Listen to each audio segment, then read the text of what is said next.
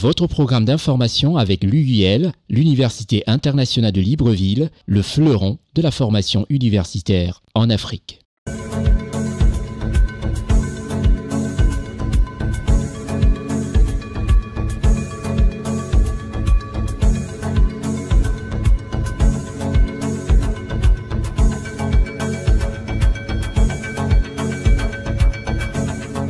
Avec toute l'attention particulière que vous accordez à Constier Carol Week News, c'est le weekly de toutes les informations panafricaines.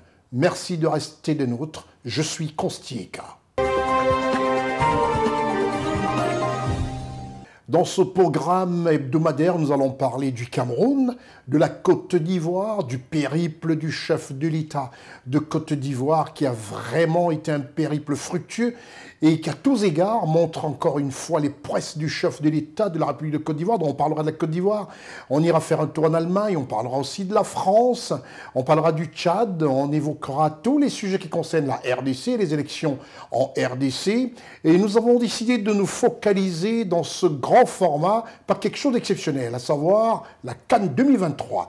Vous verrez que pensent les Ivoiriens. Restez des nôtres dans ce programme exceptionnel où nous faisons d'abord une part belle à notre partenaire officiel. L'Université internationale de Libreville, reconnue d'utilité publique grâce à son partenariat avec l'État, est un établissement privé d'enseignement supérieur à vocation scientifique et technologique composé, entre autres, de l'École polytechnique de Libreville, de la Faculté de droit et des sciences politiques, de l'Institut international de recherche biomédicale et biotechnologie, de l'Institut supérieur de gestion et d'économie appliquée.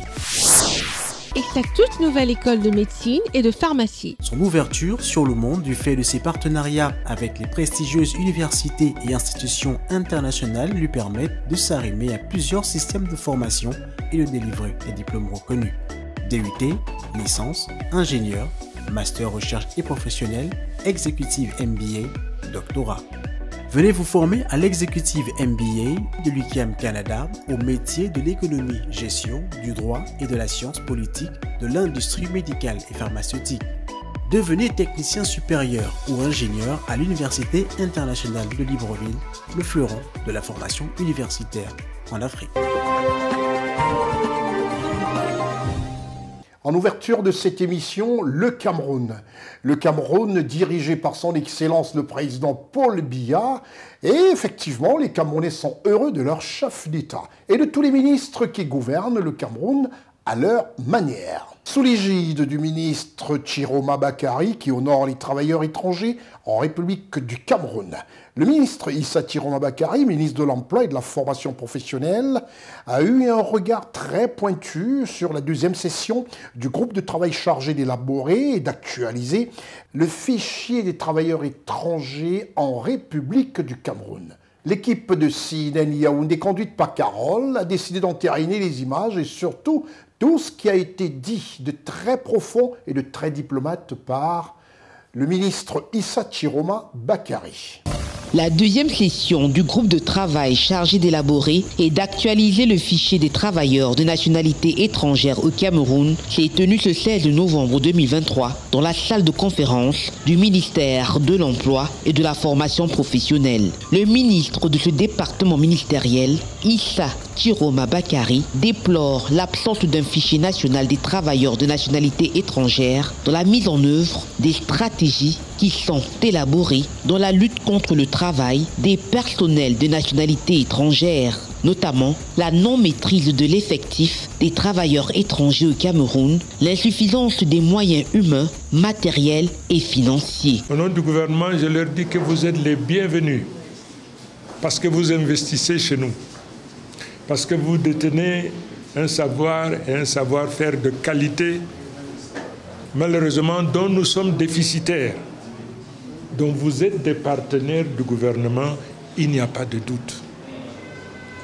Mais il se trouve que, alors que d'autres pays, depuis des décennies, 10 ans, 20 ans, 30 ans, 40 ans, le Cameroun, ce n'est qu'aujourd'hui que le Cameroun met en application ce que d'autres nations ont fait, à savoir mettre à contribution les étrangers pour que ce que nous aurons récolté nous permette de construire des centres de formation professionnelle de parfaire la formation, de donner la formation. Vous savez, le monde aujourd'hui a la 4e révolution, c'est-à-dire l'intelligence artificielle et la robotique. On a déjà dépassé l'informatique, on a dépassé l'électricité, on a dépassé déjà les mécaniques. La révolution 1.0, 2.0, 3, aujourd'hui on est à la 4e. Les gouverneurs des régions sont ainsi sollicités pour superviser les missions de contrôle sur le terrain et prêter main forte aux services déconcentrés, territorialement compétents du MINEFOP et aux équipes du consultant mandaté à cet effet. Le problème donc c'est de faire comprendre à ces étrangers qui sont réticents que s'ils ne viennent pas vers nous pour s'acquitter de leur mission, nous irons vers eux pour leur demander de respecter les lois de la République. En gros, nous estimons à 60 000 étrangers.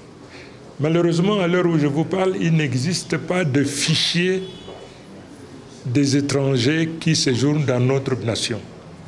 À l'occasion donc des travaux que nous sommes en train d'effectuer, nous sommes en train de mettre en place une expertise qui a la responsabilité de réunir, de collecter tous les étrangers qui travaillent au Cameroun, leur nationalité, les sociétés dans lesquelles ils travaillent, leur métier et toute information indispensable à connaître par l'État. Les collaborateurs du ministre, les délégués régionaux de l'emploi et de la formation professionnelle ont jusqu'au 31 décembre 2023 pour achever leurs travaux.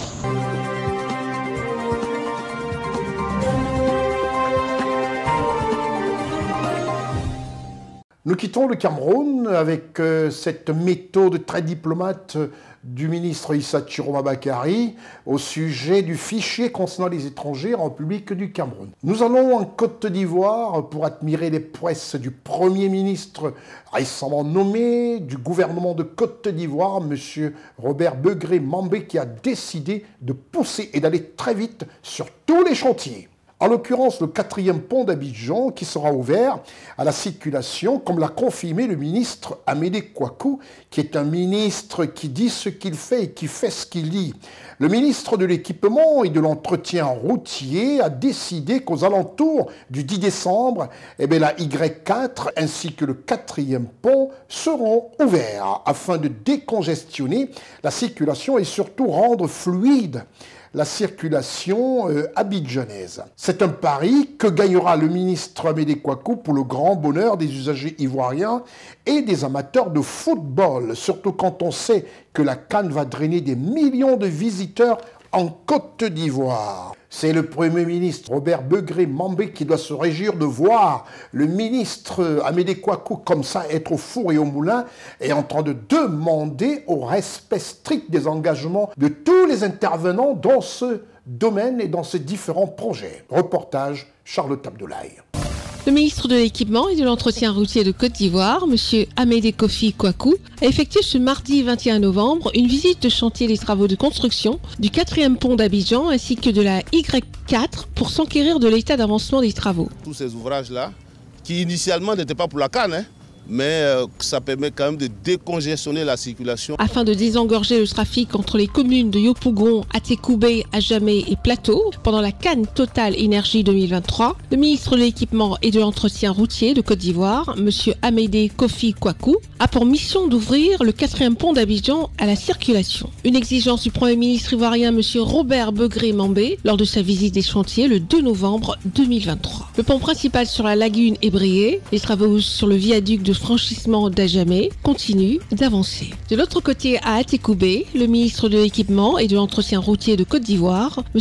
Amédée Kofi Kouakou, aperçoit la sortie de terre de la station de péage. Quand vous passez par le 2e pont de Yopougon, donc quand vous venez, vous allez croiser donc la route qui vient donc du 4e pont.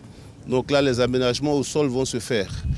Alors, entre l'ouvrage qui se retrouve sur la voie qui va au sapeur-pompier et la voie ici qui vient donc du 2e pont de Yopougon, M. le Premier ministre avait constaté qu'il y avait des problèmes de remblai au milieu. Nous sommes sur ce remblai, on va prendre toutes les dispositions pour que la route chaussée tout terminée avant le 15 décembre. Vous voyez, malgré tout, nous sommes là, il pleut, Quand il pleut, normalement, on ne fait pas la route. Les engins sont à l'arrêt. Mais chaque fois que les conditions deviennent favorables, nous continuons donc les travaux. Donc faites-nous confiance, les travaux seront de qualité. Le ministre de l'Équipement et de l'Entretien routier de Côte d'Ivoire, M. Amédée Kofi Kwaku, a surtout insisté sur l'urgence de la mise en service de cet ouvrage, car il sera indispensable non seulement pour la fête du football africain, la Coupe d'Afrique des Nations, prévue en janvier-février 2024, mais aussi et surtout pour les populations abidjanaises. L'ouverture du 4e pont offrira une alternative aux automobilistes.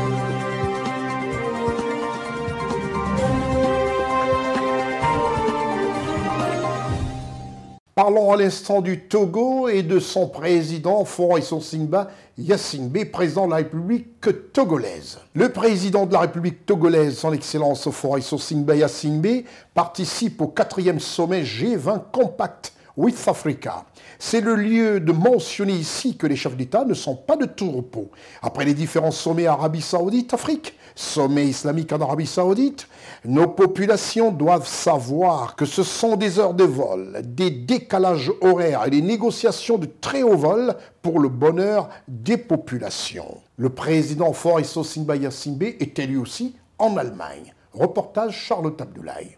Le président de la République du Togo, son Excellence Faure Issongsinba Gnassingbé, arrivé à Berlin, en Allemagne, ce dimanche 19 novembre 2023. Il a eu droit à un accueil chaleureux de la diaspora togolaise, sortie massivement. Invité par le chancelier allemand Olaf Scholz, il prend part ce lundi au Business Forum G20 Investment Summit. Lors de son séjour, le chef de l'État togolais partagera avec ses pairs, les partenaires et les investisseurs, les réformes économiques menées avec succès au Togo ces dernières années, les opportunités d'affaires dans le secteur énergétique et les fruits du dynamisme de la coopération avec la République fédérale d'Allemagne. Les dirigeants allemands et africains et les partenaires privés et multilatéraux mèneront des réflexions en vue de renforcer la coopération économique, de promouvoir les investissements privés et d'intensifier la coopération notamment dans le secteur énergétique. Lomé et Berlin entretiennent d'excellents liens de partenariat autour de 4 principaux axes, à savoir le développement économique durable et la formation professionnelle, la transformation agro-industrielle, la décentralisation et la bonne gouvernance financière ainsi que le renforcement du système sanitaire.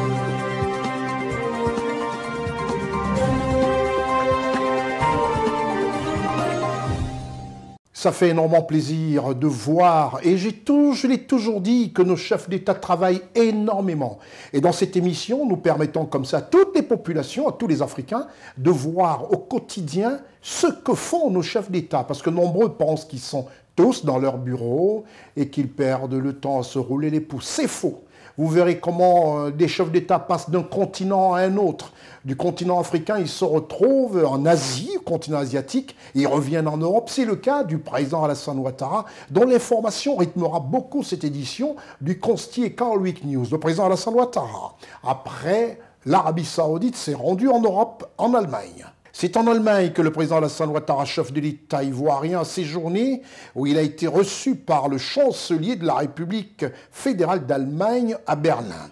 Retenez que le président revenait d'un autre continent, c'est-à-dire l'Asie, et ce séjour en Allemagne est axé sur la 5e édition de la conférence de haut niveau compact avec l'Afrique du G20. Voilà, un chef d'État qui travaille pour assurer le bonheur de son peuple, c'est le cas d'espèce pour le président de la République de Côte d'Ivoire et surtout pour le peuple ivoirien. Le président Alassane Ouattara, reçu ici par le chancelier allemand. Reportage Charlotte Abdoulaye.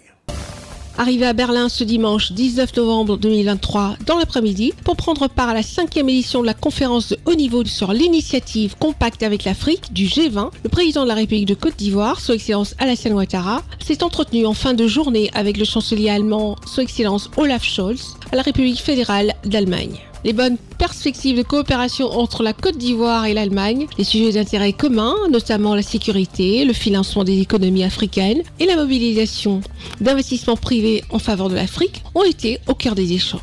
Le chef de l'État ivoirien, Son Excellence Alassane Ouattara, et le chancelier allemand, Son Excellence Olaf Scholz, se sont félicités de la coopération exemplaire et du partenariat confiant entre les deux pays, qui se traduira par la signature le 21 novembre prochain d'un nouveau partenariat dénommé Partenariat pour le climat et le développement, d'un montant d'environ 550 millions d'euros, dont 100 millions d'euros pour l'année 2023. Ils se sont également réjouis de leur convergence de vues sur les défis mondiaux actuels en matière de sécurité, de lutte contre le changement climatique et de développement des énergies renouvelables. Le ministre directeur du cabinet du président de la République, M. Fidel Sarasoro, le ministre des Finances et du Budget, M. Adama Coulibaly, le ministre du Commerce et de l'Industrie, M. Souleymane Diarra-Souba, la secrétaire générale adjointe de la présidence de la République, Mme Masséré Touré-Koné, et l'ambassadeur de Côte d'Ivoire en Allemagne, M. Philippe Mangou, ont pris part à cet entretien.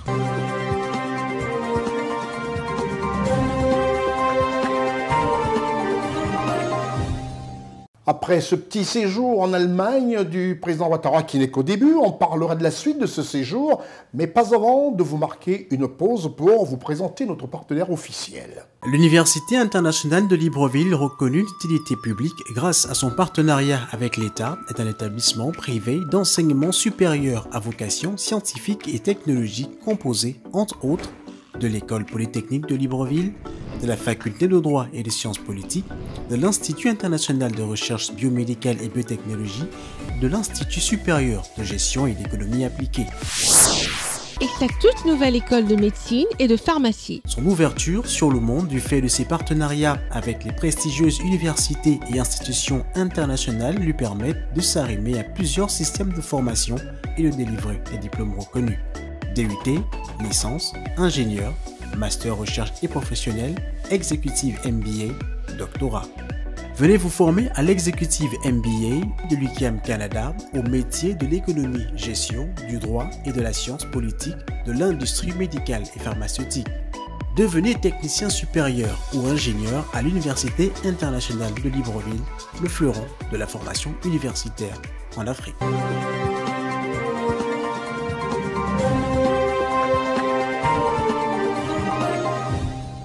Après cet extrait qui présente ici le lieu idéal pour assurer l'avenir de nos enfants sur le plan de l'instruction et la formation, à savoir à l'Université internationale de Libreville, nous repartons pour l'Allemagne. Le président Alassane Ouattara, comme je le disais, tantôt chef de l'État ivoirien, a pris part au 4e sommet du G20 sur l'investissement le lundi 20 novembre. Et à cette 5e édition de la conférence de haut niveau du Compact avec l'Afrique, il a s'agi de séduire les investisseurs allemands. Et le président Alassane Ouattara a brillé de tout feu dans l'attraction de l'économie ivoirienne. Qui mieux que le président Ouattara, dont on connaît déjà pratiquement il y a 3 décennies les prouesses en tant que Premier ministre de Côte d'Ivoire, connaissant et prenant en main une Côte d'Ivoire avec des dossiers brûlants, tout était complètement au point mort.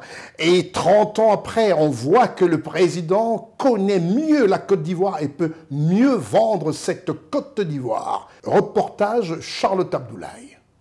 Le chef de l'État de la République de Côte d'Ivoire, son Excellence Alassane Ouattara, a pris part dans la matinée du lundi 20 novembre 2023 à Berlin au sommet économique du G20 sur l'investissement et la 5e édition de la conférence de haut niveau du Compact avec l'Afrique du G20. Le renforcement des investissements privés sur le continent africain et la coopération dans le domaine de l'approvisionnement durable en énergie ont été au centre des travaux. Le président de la République de Côte d'Ivoire, son Excellence Alassane Ouattara, a par la suite participé à un panel de haut niveau, occasion pour le chef de l'État ivoirien de mettre en exergue le climat des affaires favorable en Côte d'Ivoire grâce à notamment un environnement de paix et de sécurité, à une stabilité politique et macroéconomique et au renforcement des droits et des entreprises avec la création de tribunaux de commerce. Pour la 5e fois, je considère que nous sommes privilégiés d'avoir eu ces opportunités dans ce beau pays. Et je voudrais indiquer que nous avons des relations très fortes avec l'Allemagne et la République fédérale. Et nous sommes heureux, surtout parlant au secteur privé ici, de constater que le nombre d'entreprises allemandes en Côte d'Ivoire a quasiment triplé en 5 ans. Je me réjouis de présenter les atouts de mon pays et de dire que la Côte d'Ivoire est un petit pays de 30 millions d'habitants, mais qui est marqué par sa stabilité.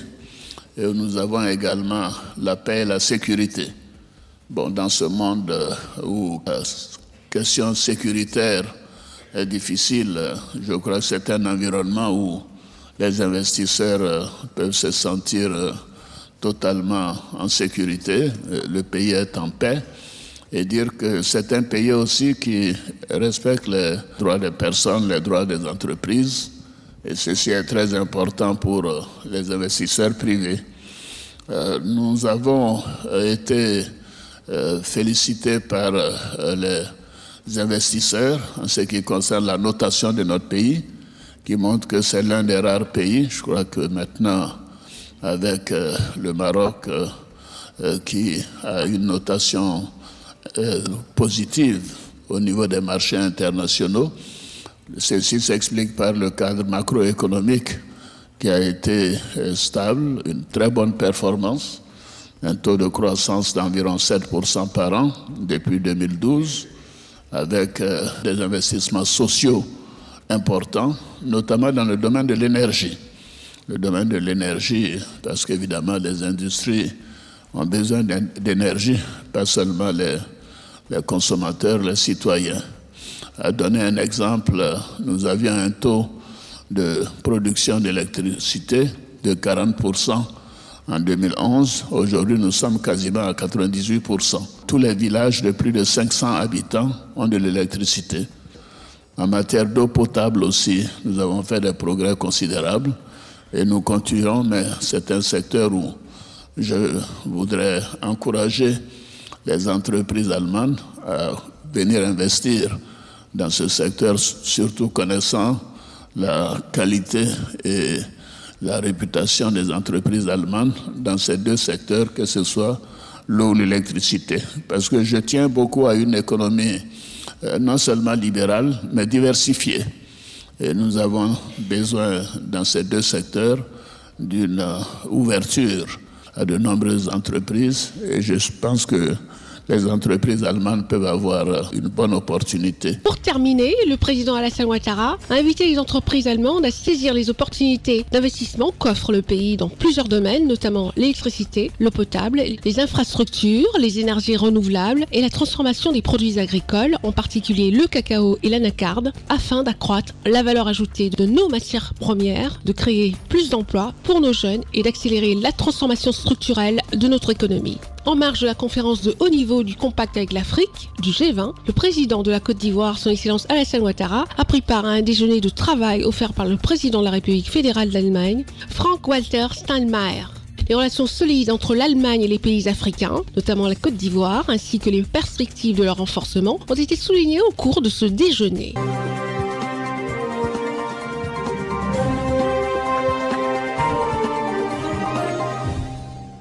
Voilà un chef d'État qui, sans repos, après le continent asiatique, arrive en Europe, en Allemagne, vend son pays, montre toute l'attractivité auprès des investisseurs allemands de son pays, la Côte d'Ivoire. Nous y arrivons en Côte d'Ivoire pour parler des prouesses du Premier ministre ivoirien Robert Begré-Mambé. Le Premier ministre ivoirien est sur plusieurs fronts, non seulement la parfaite réalisation de la CAN, qui est pour lui un souci, pour ne pas dire il en fait un sacerdoce, mais aussi à la primature, le mardi 21 novembre, le Premier ministre de la République de Côte d'Ivoire, son Excellence Robert Begré-Mambé, a accordé une audience à la directrice des opérations de la Banque mondiale en Côte d'Ivoire.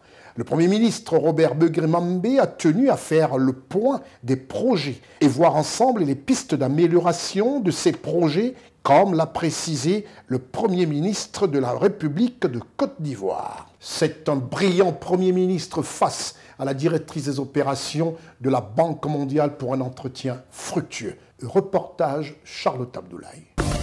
La Côte d'Ivoire a fait de la Banque mondiale un partenaire privilégié pour la mise en œuvre de sa politique de développement. À ce jour, la Banque mondiale accompagne la Côte d'Ivoire sur 36 projets clés pour une enveloppe de 7,3 milliards de dollars. La Côte d'Ivoire, à travers la volonté manifestée par le chef de l'État, le président de la République et les vice-présidents, voudrait, avec vous, développer les meilleurs rapports possibles de proximité pour que nous réussissions à augmenter le volume de projets en augmentant les taux de décaissement et en regardant avec vous les éléments sur lesquels nous devons nous appuyer pour modifier l'évolution de ces projets. L'objet de cette rencontre, c'est de faire le point justement de tous ces projets et envisager ensemble les pistes par lesquelles vous et nous allons améliorer le partenariat. La directrice des opérations de la Banque mondiale est venue soumettre au Premier ministre Robert Begré-Mambé sa feuille de route pour le renforcement de ce partenariat. La Côte d'Ivoire est un partenaire de choix pour la Banque mondiale. Nous avons un des plus gros programmes dans la région qui se chiffre à 7,3 milliards de dollars. Et donc, c'était important qu'on puisse prendre le point. Qu'est-ce qu'il faut faire pour pouvoir accélérer ce programme, pour qu'on puisse réaliser des résultats sur le terrain. Et je dois dire qu'il y a beaucoup de choses à célébrer. J'ai eu le temps de visiter le Nord. J'ai été à Korogo, j'ai été à Yamoussoukro. J'ai pu voir le travail que le gouvernement est en train de faire dans les domaines de la santé, dans les domaines de la protection sociale, dans les domaines des routes, dans le domaine de l'éducation. Mais aussi dans les secteurs productifs comme la Nacarde, par exemple, à Yamoussoukro. Je pense qu'on a eu une très, très bonne discussion avec son Excellence et je n'ai pas de doute. Je n'ai pas de doute qu'on va faire encore mieux et que vous-même, vous allez le sentir. La Banque mondiale est convaincue de l'impact des succès de la Côte d'Ivoire dans la sous-région.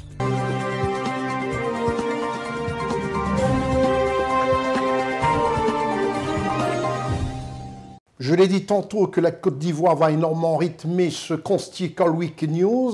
Nous quittons la Côte d'Ivoire pour la France. En France, après l'Allemagne, le président de la République de Côte d'Ivoire, son Excellence Alassane Ouattara, a été reçu au Palais de l'Élysée à Paris par le président Emmanuel Macron. Les deux chefs d'État français et ivoiriens, durant leur entretien, ont échangé sur les grands défis mondiaux qui cristallisent la planète et le renforcement de la coopération franco-ivoirienne. Que dire quand on voit un chef d'État qui part de l'Asie pour l'Europe, en Allemagne, des rencontres et vendre la Côte d'Ivoire, revenu en France, où il participe à cet entretien avec le président de la République française. On se rend compte à travers cette émission Constical Week News que nos chefs d'État, non seulement sont les tout premiers dans nos pays respectifs, mais aussi sont les premiers travailleurs. Reportage à Paris, Sylvie de Boisfleury et Charlotte Abdoulaye. Accueilli ce mardi 21 novembre 2023 au perron de l'Élysée par son Excellence Emmanuel Macron, après une chaleureuse accolade entre les deux chefs d'État, ont ensuite posé pour la traditionnelle photo. Le président de la Côte d'Ivoire, son Excellence Alassane Ouattara, a eu un entretien ce mardi 21 novembre 2023 avec son homologue français, son Excellence Emmanuel Macron, au Palais de l'Élysée. Cette rencontre a été l'occasion pour les deux chefs d'État d'échanger sur les voies et moyens de renforcer la coopération entre la Côte d'Ivoire et la France au regard des grands défis mondiaux du moment. Ils ont également évoqué la nécessité d'accroître les échanges commerciaux et les investissements en Côte d'Ivoire. Le président de Côte d'Ivoire, son Excellence Alassane Ouattara, a regagné Abidjan dans la soirée de ce mardi 21 novembre 2023 après un séjour en Arabie Saoudite, en Allemagne et en France.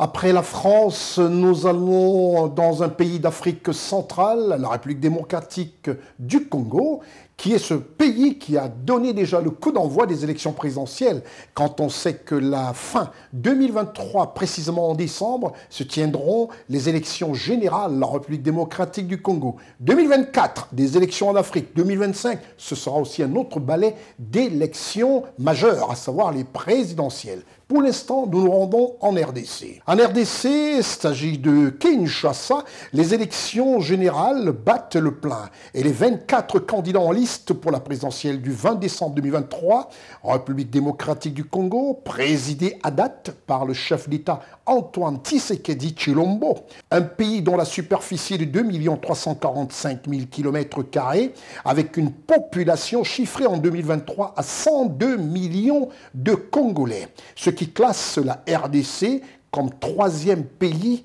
africain au rang des pays les plus peuplés. Voilà ce que nombreux parmi vous ne savaient pas de la population de la RDC. 102 millions de Congolais. Congo-Kinshasa. Reportage Charlotte Abdoulaye, Hilaire Blanchard. Dans une vidéo postée sur Facebook ce 19 novembre 2023, l'ancien Premier ministre Matata Ponyo Mapone, candidat à l'élection présidentielle du 20 décembre 2023, annonce son désistement de la course de l'élection présidentielle du 20 décembre 2023 en faveur de Moïse Katumbi. L'aspiration profonde du peuple doit transcender nos égos et nos ambitions personnelles.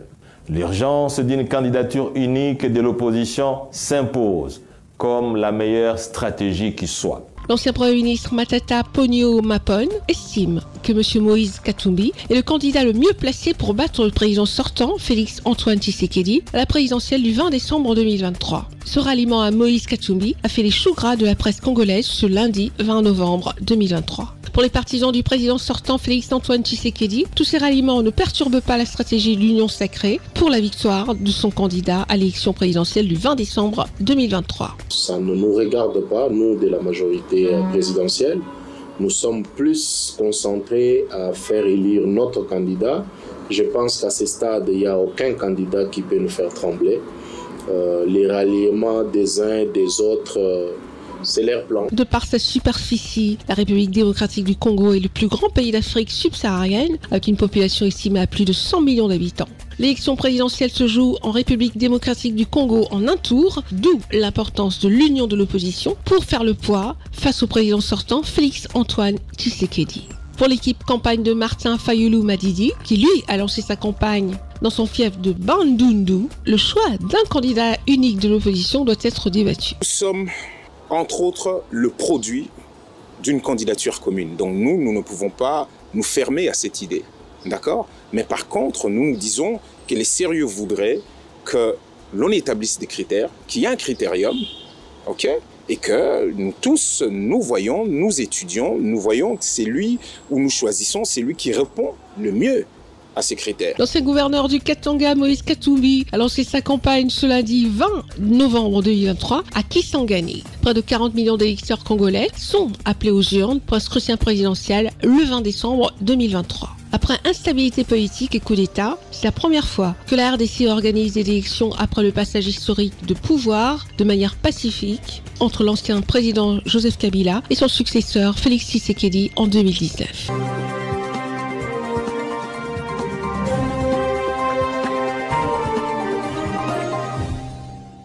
Nous quittons la République démocratique du Congo qui a pour capitale Kinshasa pour le Tchad. Le Tchad, ce pays du Sahel, mais situé juste à la crête du Cameroun, avec sa capitale N'Djamena, présidée par son Excellence Mahamat Idriss Déby Itno, le général qui sert aujourd'hui son pays à merveille. Et à merveille encore pourquoi? Parce que les Africains ont décidé de montrer au monde que nous pouvons régler désormais nos problèmes par nous-mêmes. En République du Tchad, ce pays dirigé avec démocratie par le président Mahamat Idriss Déby Itno, chef de l'État tchadien, c'est avec joie et ferveur qu'une foule compacte a assisté au grand meeting de l'opposant Succès Masra, qui prône le dialogue et la réconciliation entre tous les Tchadiens avec la bénédiction du président de la République tchadienne, son Excellence Mahamat Idriss Déby Itno. Reportage en N'Djamena, Charlotte Abdoulaye.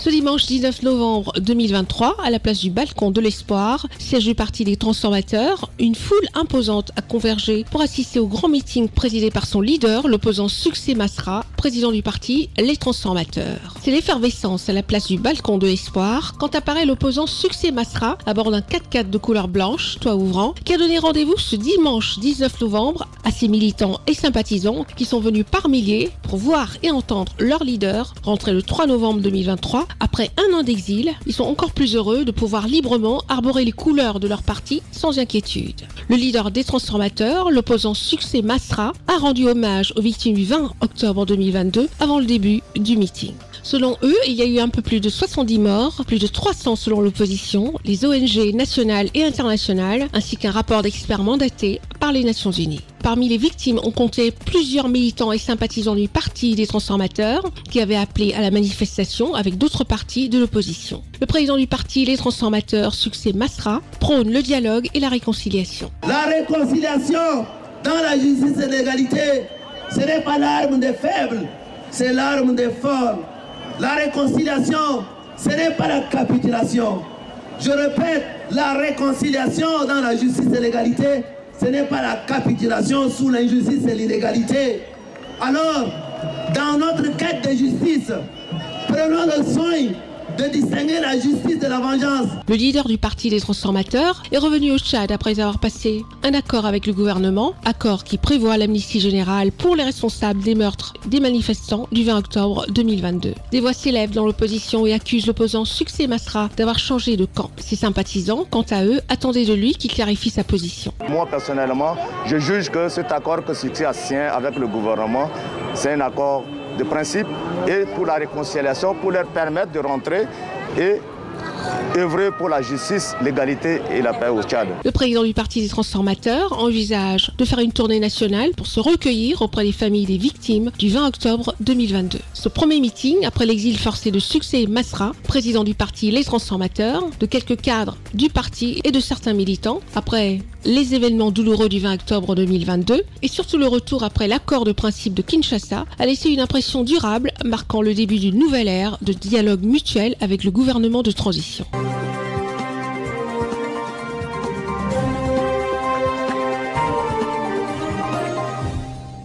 Nous restons toujours au Tchad pour voir comment dans ce pays on passe de la parole et des écrits aux actes. Le président de la transition tchadienne, le général Mohamed Idriss Déby Itno, vient de poser un acte qui sera inscrit à l'encre indélébile à N'Djamena. Le leader du parti des transformateurs, M. Succès Masra, a été reçu par le chef de l'État tchadien.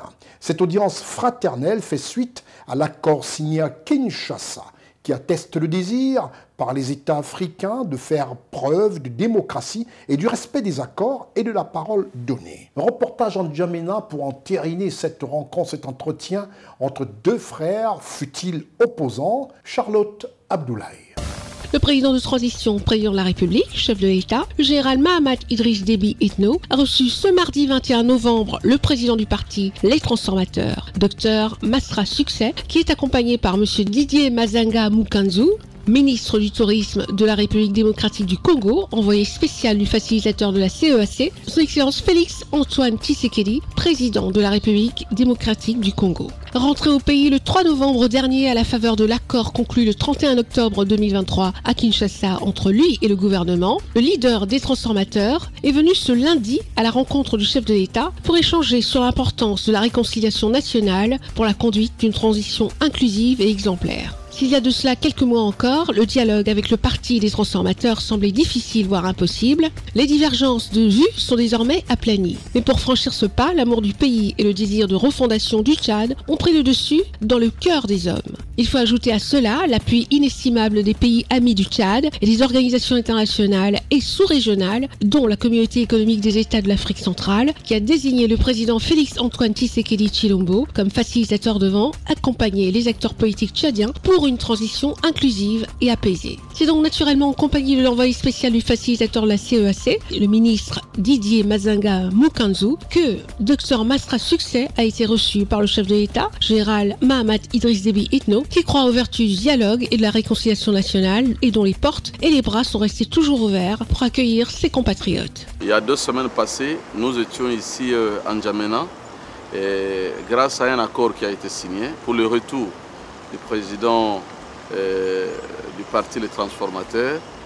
Et dans cet accord, chaque parti devrait respecter ce qui les concerne. C'est dans ce cadre-là, ce qui concerne le gouvernement, c'est la sécurisation du docteur Masra et de son équipe qui est rentrée, ainsi que les dialogues qui doivent continuer entre lui et le gouvernement. C'est pourquoi nous avions vu le président le présenter officiellement il y a 1 an et demi et qu'il a été absent ici à N'Djamena face aux événements du 20 octobre 2022 et aussi présenter la situation de l'accord au président pour que le dialogue continue entre lui, entre son gouvernement et le président des transformateurs. Les discussions ont porté sur des sujets comme l'unité et la réconciliation nationale, dans le but de créer un environnement favorable à un processus politique inclusif et apaisé. Dans la dynamique de l'accord de Kinshasa, le leader des transformateurs, M. Masra Succès, promet d'œuvrer pour une poursuite sereine de la transition politique en cours dans le pays. À travers cette rencontre, c'est un pas significatif vers l'apaisement des tensions politiques, d'une transition politique stable et inclusive qui vient d'être franchie, offrant une lueur d'espoir pour l'avenir politique du pays.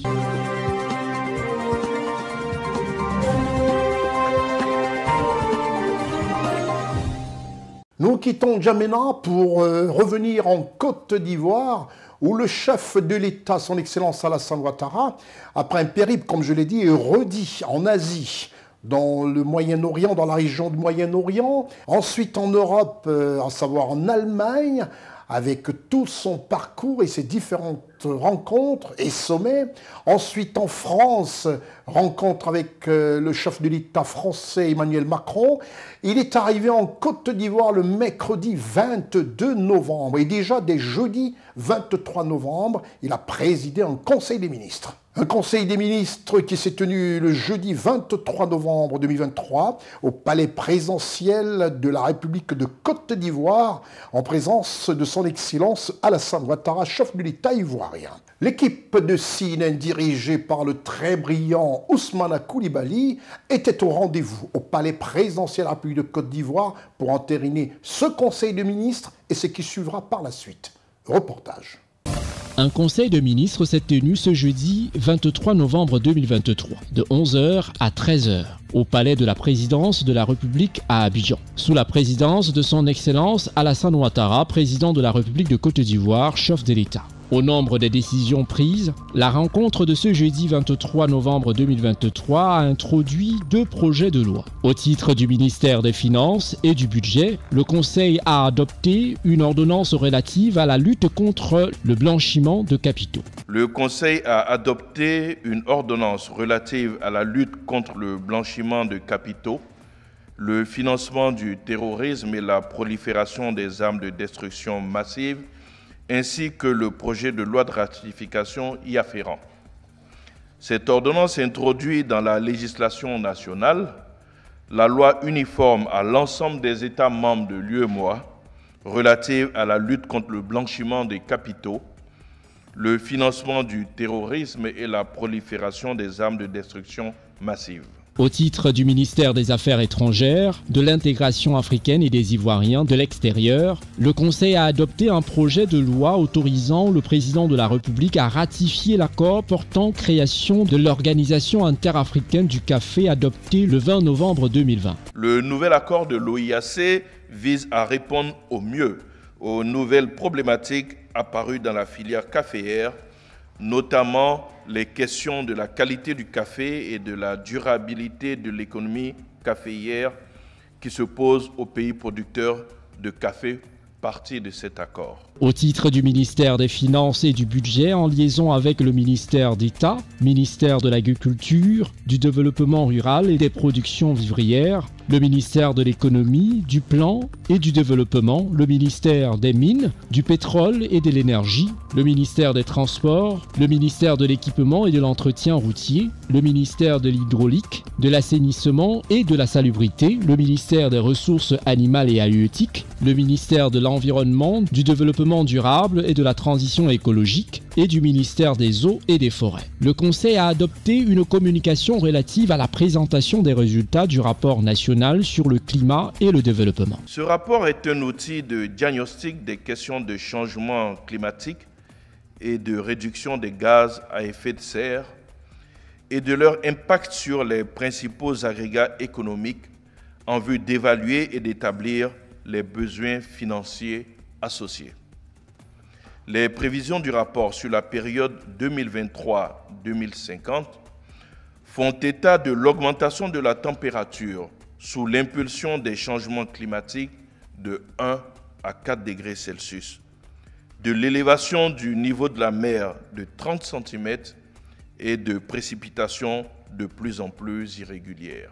Quant aux mesures individuelles, au titre du ministère des Affaires étrangères, de l'intégration africaine et des Ivoiriens de l'extérieur, le Conseil a adopté 2 décrets portant nomination de 2 ambassadeurs extraordinaires et plénipotentiaires de la République de Côte d'Ivoire auprès de 2 pays. En l'occurrence, M. Kwaku Kwame Christophe, ambassadeur 3e échelon, matricule 225-264B, en qualité d'ambassadeur extraordinaire et plénipotentiaire de la République de Côte d'Ivoire près du royaume hachémite de Jordanie, avec résidence à Beyrouth. M. Maes Agnew, Ambassadeur, deuxième échelon, matricule 241 458 N. En qualité d'ambassadeur extraordinaire et plénipotentiaire de la République de Côte d'Ivoire, près de la République du Soudan du Sud, avec pour résidence à Addis Abeba. Dans les divers, mission du vice-président à Dubaï. Le vice-président de la République de Côte d'Ivoire effectuera une mission à Dubaï, aux Émirats Arabes Unis, pour représenter le chef de l'État à la COP28 sur les changements climatiques, du 29 novembre au 3 décembre 2023.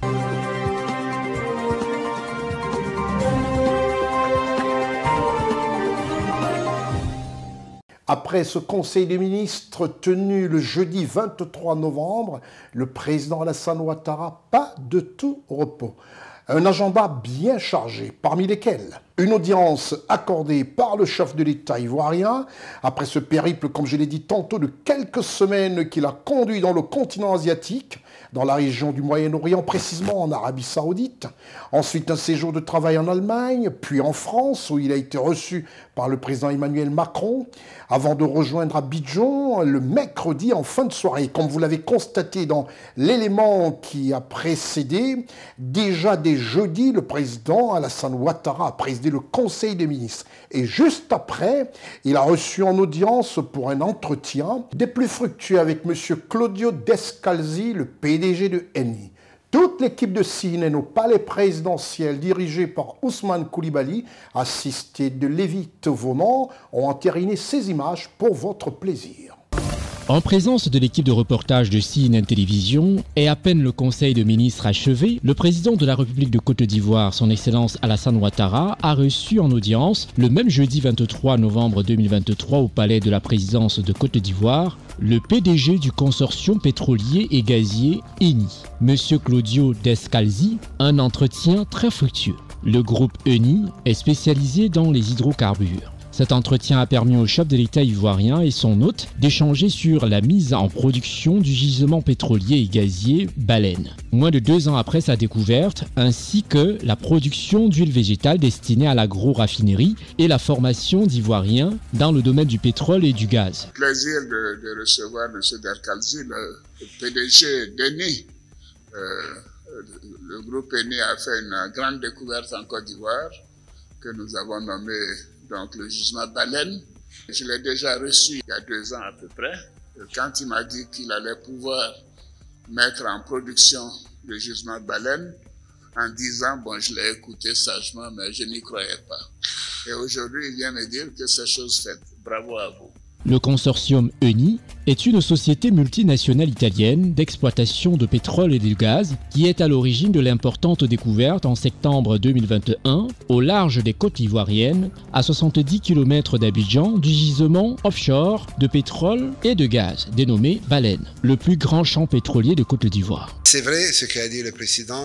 Quand on a fait la découverte était très importante, mais une chose c'est avoir une découverte, une autre chose c'est avoir le pétrole et le gaz produits.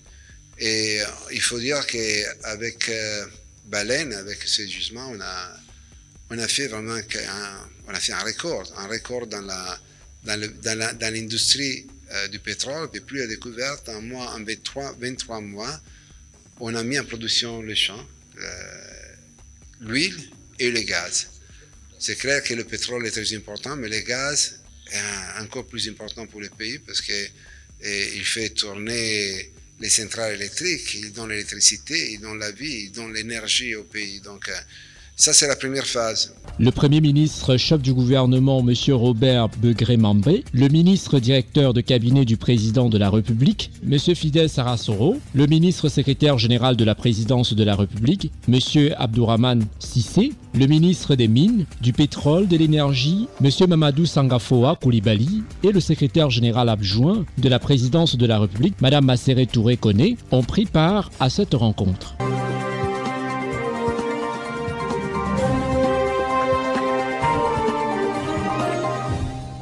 Tout en remerciant la post-production pointue de ce programme, Marcel Bassoli qui suit tout, c'est l'heure du grand format. Dans ce grand format, l'équipe de CNN a décidé, et ce sera rythmé comme ça, jusqu'au coup d'envoi de la CAN 2023 qui s'effectuera, comme je vous l'ai dit, le 13 janvier 2024, le jour de l'anniversaire de votre humble serviteur. Marcel Bassolé a décidé de traîner les caméras de CNN partout en Côte d'Ivoire pour voir les impressions des Ivoiriens qui vont accueillir à la méthode ivoirienne, comme on dit ici, à Kouaba, les 23 nations. Il y en aura 24. La Côte d'Ivoire est la 24e nation et c'est elle qui abritera cette grande fête du football, à savoir la CAN 2023. Toutes les caméras de CNN ont décidé de faire dans cette émission le grand format consacré à la CAN 2023. Vous verrez les stades et surtout ce que pensent les Ivoiriens. Côte d'Ivoire est faible. Ivoirien fait plaisir. Comme Dieu est pour tous, le prochain rendez-vous c'est chez nous. Je suis fier pour être un Ivoirien pour que la CAN puisse rester en Côte d'Ivoire. Voilà, donc dites aux éléphants, on compte sur eux, donc on fait d'efforts.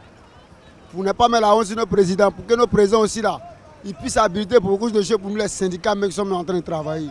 Nous sommes vraiment fiers de lui, d'avoir fait tout ce qu'il y a en Côte d'Ivoire comme l'organisation. Mais concernant la CAN, on l'apprécie encore et on le félicite. N'importe quelle équipe qui nous croise en finale, nous on souhaite, c'est la victoire. Et le Cameroun aussi, c'est la victoire. Mais plus importe, n'importe l'équipe qui a venu, nous on veut la victoire de Côte d'Ivoire. Les équipes qui ont venu participer pour les équipes en Côte d'Ivoire, franchement, pour la CAN de la Côte d'Ivoire, moi en tout cas, je les apprécie.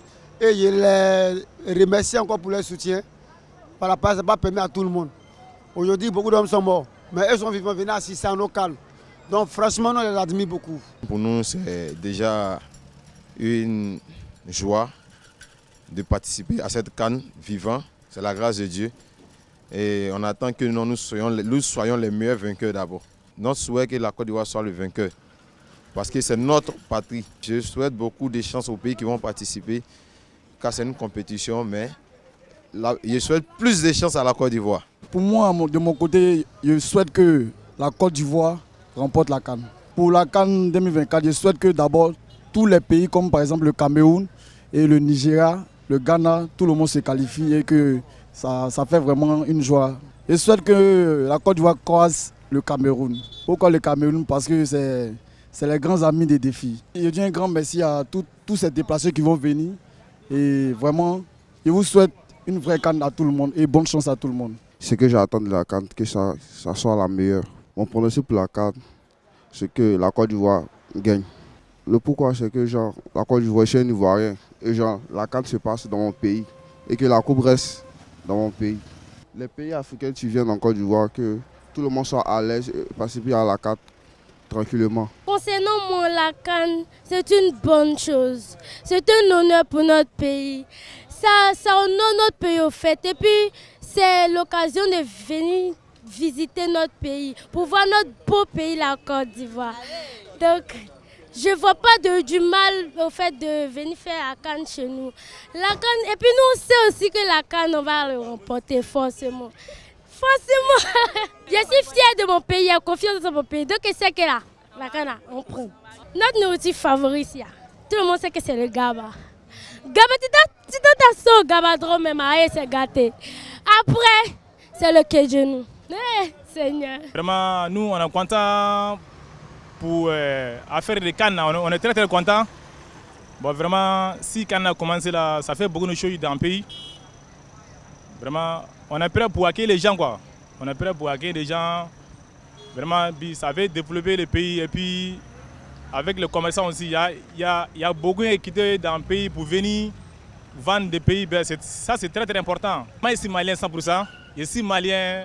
Bon, ici, Malien, bon, allez là, il veut supporter au Mali, il veut supporter au Côte d'Ivoire. Actuellement, ici dans Abidjan, bon, il veut supporter Côte d'Ivoire, il veut supporter au Mali.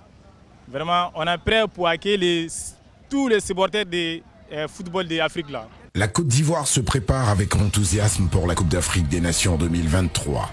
À travers le pays, 6 stades se dressent fièrement, prêts à accueillir les légendes du football africain. Partons à la découverte de ces temples du sport où l'adrénaline et la passion brûleront plus vives que jamais. Au centre d'Abidjan, capitale économique de la Côte d'Ivoire, s'érige le stade Félix Houphouët-Boigny. Stade historique avec des tribunes entièrement réinstallées et couvertes, cet édifice situé en plein cœur de la commune du Plateau captive par sa grandeur. Doté d'une pelouse hybride, il offre une vue imprenable sur la lagune ébriée. J'attends que Cannes n'a qu'à passer bien, que Dieu n'a qu'à faire tout, n'a qu'à passer bien, par la grâce de Dieu. Tous les pays n'a qu'à venir pour venir jouer. Pas parler dedans, on n'a qu'à s'amuser, tout le monde n'a qu'à rentrer. Mais il y avait Cannes n'a qu'à rester en Côte d'Ivoire ici. Ah, moi, peut-être Côte d'Ivoire va gagner les jours de finale, peut-être 2 ou bien 3-0. Non, c'est Côte d'Ivoire seulement qu'ils vont apprendre. Les Ivoiriens, on va les ailleurs, j'ai ça envie. La CAN en Côte d'Ivoire, bon, c'est très bon parce que ça nous apporte beaucoup d'opportunités et aussi de la joie. Non? Mon pronostic, c'est que la Côte d'Ivoire va remporter cette CAN. On encourage tous les pays puisqu'ils viennent pour participer à la CAN et que la CAN, bon, elle est africaine. Donc nous tous, on est africains. Raison pour laquelle il faut encourager tout le monde. Non? Cette année-là, cette CAN, il sait que c'est pour nous. Choco Nachaka, ils vont descendre là, il sait que c'est pour nous. Allo est là, ou bien il n'est pas là, Allo est là. On va prendre. Nous avons fait le yaya, mais quand c'est pour nous. Côte d'Ivoire, en tout cas, moi je vous aime beaucoup.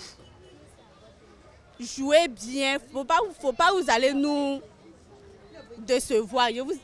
Moi-même, je vous demande pardon, faut pas vous allez nous décevoir parce que la manière que je vais acheter mon maillot de 20 000 là, pardonnez. Faut pas y acheter mon maillot cadeau de. On souhaite le meilleur aux Ivoiriens. On aura bien fait la CAN ici en Côte d'Ivoire. Ça n'a pas pratiqué quelque part.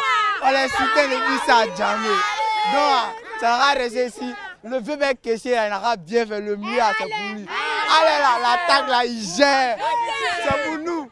Au nord d'Abidjan, à Ebimpe, sur une superficie de 20 hectares, le stade olympique Alassane Ouattara, doté de 60 000 places, d'une pelouse naturelle et d'un parking pouvant accueillir plus de 10 000 véhicules, ce stade, l'un des plus grands d'Afrique de l'Ouest, il recevra les matchs d'ouverture et de clôture de la CAN 2023.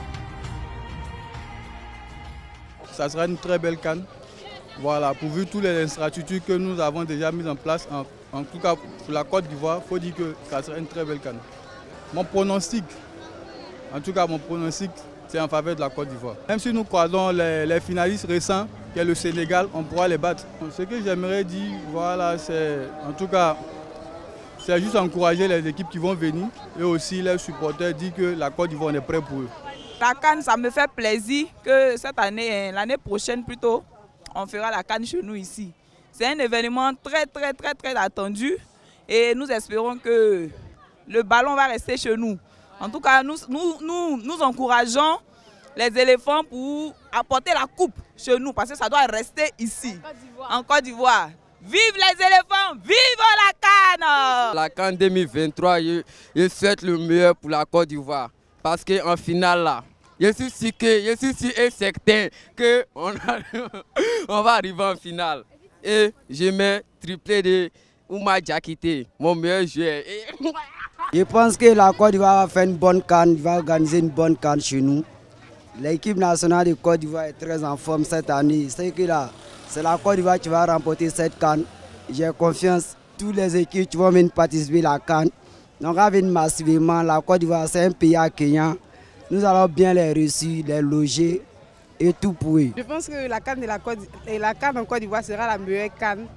Parce que ça sera la CAN de l'hospitalité. On va faire le show. Il va croiser le Cameroun pour leur montrer que l'éléphant domine toujours le lion. Vive les éléphants de la Côte d'Ivoire. Éléphant toujours, éléphant un jour. Belle famille, on arrive chez vous. Côte d'Ivoire, on arrive. Côte d'Ivoire, on arrive. Abidjan, on arrive. À Yamoussoukro, la capitale politique de la Côte d'Ivoire, se situe le stade Charles Konan Banny. Avec une capacité de 20 000 places, ce terrain est équipé d'un gazon hybride, de projecteurs et d'écrans LED. La tribune principale, répartie sur 2 étages, abrite des bureaux, des vestiaires, un espace VIP et une salle de presse. Vive la CAN, vive la Côte d'Ivoire. On veut que Nora prenne le trophée. Hein.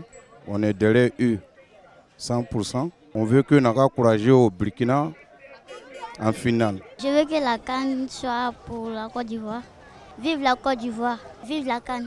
La CAN en Côte d'Ivoire, vraiment, ça peut faire que non, le pays même, ça puisse, comment on appelle, se rétrécir. Parce qu'actuellement, il y a eu beaucoup de choses qui sont passées. Mais comme on dit, la CAN est venue en Côte d'Ivoire ici. Vraiment, nous les Ivoiriens, nous sommes vraiment contents. Voilà, les éléphants, bon, je vous donne beaucoup la force, le physique.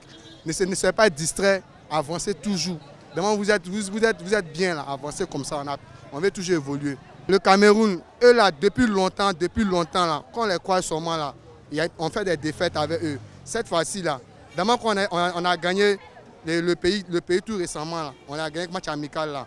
J'aimerais qu'on les gagne, on met 5-0 comme cela. Pour la CAN en Côte d'Ivoire, ça sera la meilleure CAN, puisqu'on dit la CAN de l'hospitalité. Nous sommes vraiment préparés, nous sommes prêts. Le père Ado a préparé la CAN. Nous les Ivoiriens, nous sommes prêts. On attend. 2024, la CAN restera en Côte d'Ivoire. Je souhaite aux éléphants le meilleur, qu'ils jouent en collectif. Toujours au centre de la Côte d'Ivoire, le mythique stade de la Paix de Bouaké. Inauguré pour la première fois en 1984, il fait peau neuve pour la Coupe d'Afrique des Nations 2023. Sa capacité d'accueil a été portée de 25 000 à 40 000 places, avec une toiture pour l'ensemble des gradins. Je souhaite que le meilleur aux éléphants, mais concernant les performances, il faut que ça améliore un peu. Voilà, parce que parmi eux, là, il y a comme l'impression que, par exemple, comme les Kessé, là, ils sont un peu trop lourds sur le terrain. Tu vois? Et puis il y a comme l'impression que c'est les nouveaux là, qui se donnent plus par rapport aux anciens. Là. Donc tout le match qui peut les sortir, c'est la victoire. J'attends la victoire de la Côte d'Ivoire. En tout cas, on compte sur eux. On compte sur eux. Il ne faut pas nous faire pleurer. Ah, on compte sur eux, on compte sur eux. De la manière le président a organisé Cannes ici, là, ils n'ont qu'à bien jouer, ils n'ont qu'à bien fait. C'est Cameroun on veut croiser en finale, face à face. C'est Cameroun on veut croiser, yeux dans yeux. Le continent, c'est nous, belle famille, on arrive chez vous. Côte d'Ivoire, on arrive. Côte d'Ivoire, on arrive. Abidjan, on arrive, on arrive, on arrive. J'attends tout le monde, il y a que tout le monde aura venu, quoi. Tu vois, tous les pays étrangers, ils auront venu regarder nos matchs. Puis là, ça va petitement fait. On fait gros grain. Il y a vraiment. On va regarder la vie de la Côte d'Ivoire. Il y a les plateaux, il y a les stades, il y a les placali, il y a les garbas. On va venir. Ce que j'attends de la CAN de la Côte d'Ivoire, j'attends beaucoup de choses. Mais les pays, je leur souhaite bonne chance, quoi, parce que cette année, la CAN, ça ne veut pas sortir même. Parce que là, ça va rester ici. Ils ont bien se préparer même. Parce que la CAN, ça reste ici. On attend que cette CAN soit belle en Côte d'Ivoire. Voilà. On veut que les pays qui doivent venir soutenir la Côte d'Ivoire, jouer la CAN, tout se passe bien dans la paix. Voilà. Beaucoup de choses aussi. Ils doivent visiter aussi les coins. On a beaucoup de choses en Côte d'Ivoire ici. Mon pronostic est que la Côte d'Ivoire doit remporter cette CAN-là. Parce que c'est chez nous. La CAN, c'est chez nous. Donc on doit remporter cette CAN-là. Voilà. Et puis aussi, nous sommes ravis aussi d'accueillir les pays étrangers qui vont venir jouer la CAN dans nos beaux stades.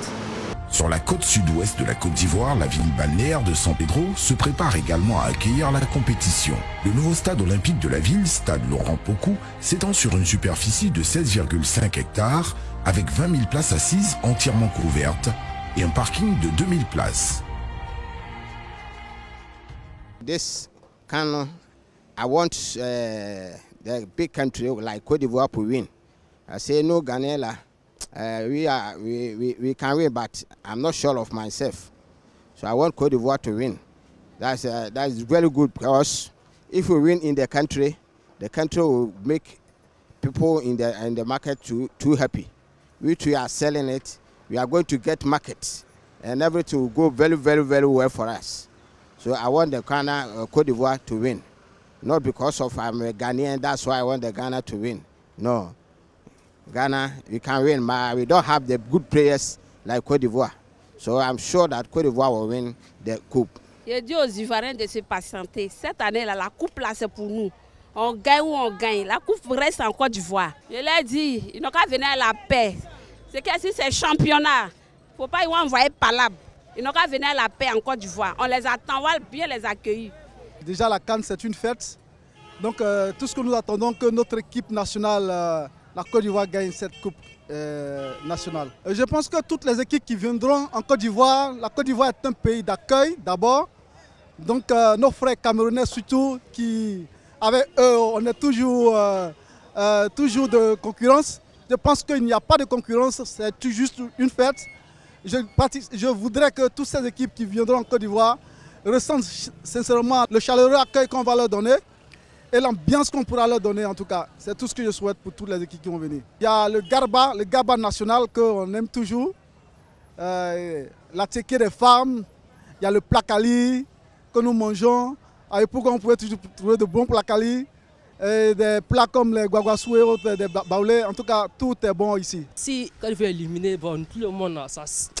Donc, en tout cas, même stade, même ça ne serait pas rempli, sincèrement dit. Donc, à cause de tout le monde veut que Côte d'Ivoire n'a qu'à gagner. Parce que ils vont venir visiter Côte d'Ivoire, c'est tout 5e point. Là, le trophée là va passer là-bas. Korogo, dans la région du Poro, au nord de la Côte d'Ivoire, est la 5e ville de la Côte d'Ivoire qui accueille la CAN 2023. Le stade de la ville, stade Madougon Koulibaly de Korogo, construit sur une superficie de 20,17 hectares, est équipé de 20 000 places entièrement couvertes, d'un gazon naturel et d'un parking de 2000 places. Faible, Côte d'Ivoire est faible. Faible, Ivoirien est faible. Et comme Dieu est pour tous, le prochain rendez-vous c'est chez nous.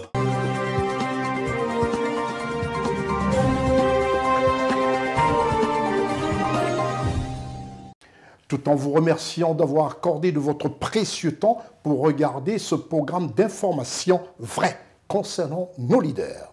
C'était votre programme d'information avec l'UIL, l'Université internationale de Libreville, le fleuron de la formation universitaire en Afrique. Par ma voix, toute l'équipe de CNN vous dit tout simplement merci d'avoir accordé de votre précieux temps pour regarder ce programme d'information vrai. Je suis Constieka. Au revoir.